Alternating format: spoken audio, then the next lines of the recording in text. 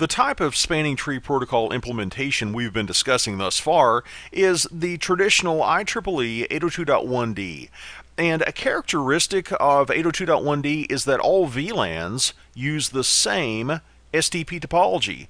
In other words, there's a common spanning tree that's shared by all of our VLANs.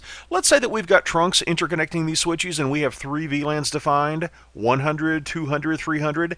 Well, if we're using 802.1d, if we're using a common spanning tree or a CST topology, that means that we're only going to have one bridge, in this case switch B, that's acting as the route for everyone. And if we think about it, that could be suboptimal. We might have some links in this topology that are dormant. They're just standing by waiting for something to fail. So back in the day, Cisco enhanced this a little bit. Cisco came out with an idea called per VLAN spanning tree. Actually, there are a couple of implementations you might see in the literature.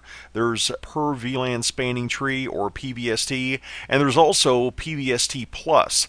They work a little bit different. PVST works over ISL trunks. Those have largely been replaced with the standards-based Ethernet trunk, the IEEE 802.1q trunk. That's where we can use PVST plus. So that's probably what we're going to run into. But the idea is this for both of these approaches. This is where we can have spanning tree running separately for each VLAN. In this case, we might take a look at our topology and say, it would really be optimal if a switch A were the route for VLANs 100 and 300, but just the way traffic flows in VLAN 200, it would be better if switch B were the route. With PVST Plus, we can do that. We have an instance of spanning tree running for each VLAN. Of course, a potential downside to that is if we have lots of VLANs, that starts to take up some processor cycles on our switches. After all, we're running a spanning tree instance for each and every VLAN, when in reality, we might have multiple VLANs that are using the same spanning tree topology. In our example, we had VLANs 100 and 300 both using the same spanning tree topology.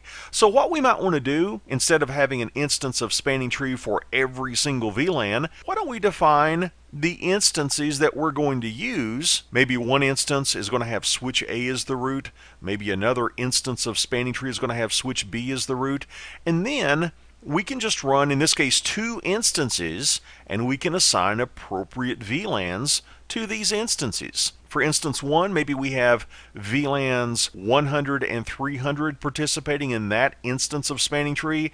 And for instance number 2, maybe we have VLAN 200. And this was originally called Multiple Instances Spanning Tree Protocol, or MISTP. You'll probably see it called today Multiple Spanning Trees Protocol, or MSTP. And this is an IEEE standard. It's 802.1s. There is yet another type of spanning tree called Rapid Spanning Tree Protocol. It's a standard as well, 802.1w, and Cisco has its own variant of that called Rapid PVST+. The goal for both of these is faster convergence. The convergence time after a link failure with traditional 802.1d spanning tree, you might recall, is 50 seconds. Well, the goal behind Rapid Spanning Tree Protocol, or Rapid PVST Plus, is to speed that process up. And one of the common things you might hear about Rapid Spanning Tree Protocol is that it converges in 2 or 3 seconds.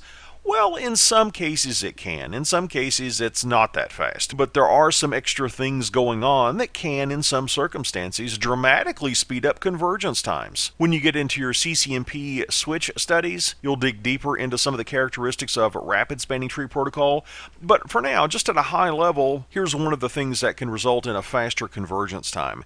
When there is a topology change in the network, and that's defined as a port that was in a blocking state transitioning to a forwarding state, when that happens, that switch that experienced the change, it can notify other switches in the topology. What it does, it sets a bit, the TC, or the topology change bit, in BPDUs to let other switches know that there has been this topology change. And this can cause other switches to flush their MAC address tables and relearn based on this new topology. So in several circumstances, 802.1w or Rapid PVST Plus can really reduce convergence times. And the difference between these two approaches is Rapid PVST Plus, that's the Cisco variant of Rapid Spanning Tree Protocol. What Cisco does is say, in addition to converging more rapidly, let's also have a different spanning tree instance for each VLAN.